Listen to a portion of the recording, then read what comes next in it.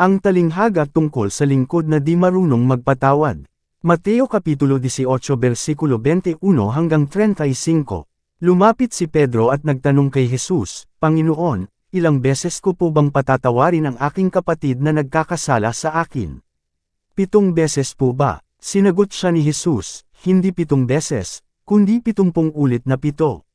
Sapagkat ang kaharian ng langit ay katulad nito, ipinasya ng isang hari na hingan ng ulat ang kanyang mga alipin tungkol sa kanilang mga utang. Nang simulan niyang magkwenta, dinala sa kanya ang isang lingkod na may utang na milyon-milyong piso. Dahil sa siya'y walang maibayad, iniutos ng hari na ipagbili siya, pati ang kanyang asawa, mga anak, at lahat ng kanyang ari-arian, upang siya'y makabayad. Lumuhad ang lingkod sa harapan ng hari at nagmakaawa, bigyan pa po ninyo ako ng panahon at babayaran ko sa inyo ang lahat. Naawa sa kanya ang hari kaya't pinatawad siya sa kanyang pagkakautang at pinalaya.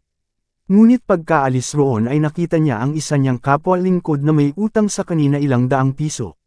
Sinakal niya ito, sabay sabi, magbayad ka ng utang mo.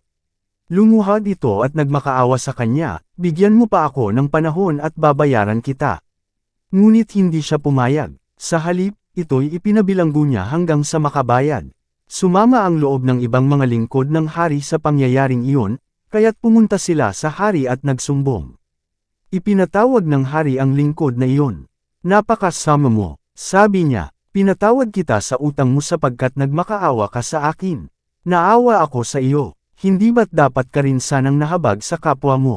At sa galit ng hari, siya'y ipinabilanggo hanggang sa mabayaran ng buo ang kanyang utang. Gayon din ang gagawin sa inyo ng aking ama na nasa langit kung hindi ninyo taos pusong patatawarin ang inyong kapatid.